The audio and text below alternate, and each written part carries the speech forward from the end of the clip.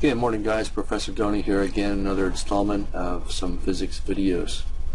Today we're going to talk about the most common form of constant accelerated motion. Now, we did horizontal, speeding up in cars, slowing down in cars, things like that. Throwing a baseball, we accelerated to get it to go fast. Braking, things like that. But the most common is when we go vertical. Okay? When an object is falling, where are you? Or in free fall, it will accelerate in the absence of air resistance in the y direction at 9.8 meters per second squared. 9.81 if you want to be a little more precise. But that is close to the Earth. Now it changes with altitude a little bit. And of course we're ignoring air resistance just to make this a little easier on us. But all objects will fall at that rate. Okay? So what that's saying is heavy objects don't really fall faster than lighter objects.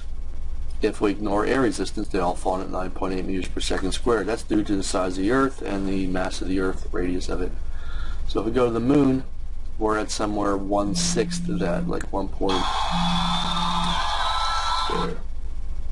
Sorry about my phone there. So what that means is when we go to solve these kind of problems, all the A's in our equations can now be substituted with G, which equals 9.81 meters per second squared. Now it depends which direction we're going. If we're going down, that would be obviously positive because gravity pulls us downwards. But if we're throwing something up, gravity acts like a rubber band and sort of pulls us back or slows us down until we get to our peak. So we have to adjust that. But here's how we're going to look at vertical motion, one-dimensional. We're not throwing it, projecting it out. We're still throwing it up or throwing it down or letting it fall. So what we're going to do is start with our horizontal equations. I'll write those real quickly here.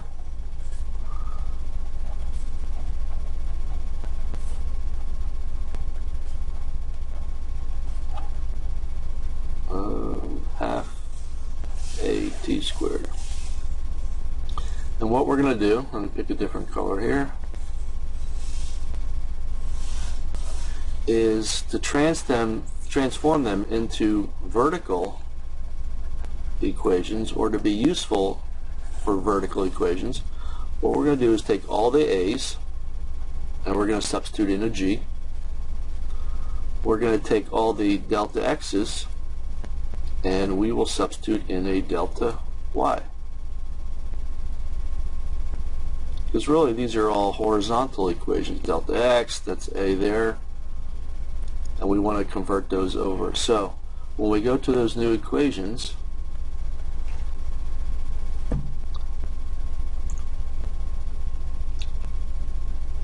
we're going to rewrite those as V equals VO plus GT, V squared equals VO squared plus 2G delta Y, and delta Y equals V0T half G T squared. And now what we have is three equations we can use when we go vertical. They're really the same equations. We've just adjusted the variables to remind us that, oh gee, that means vertical, delta Y, that means vertical too. So that's all we have to do. We're not learning any new equations. We're starting with the three that we know or have worked with, adjusting them so that we can go vertical. Now we're almost out of time here, so what we're going to do in the next video is look how we apply those to objects that we drop, or objects we throw up and let come back down, or the objects we just throw up till they get to their peak, things like fireworks. And we'll do that in the next installment, but that's how we start to go vertical. Alright, see you in the next video.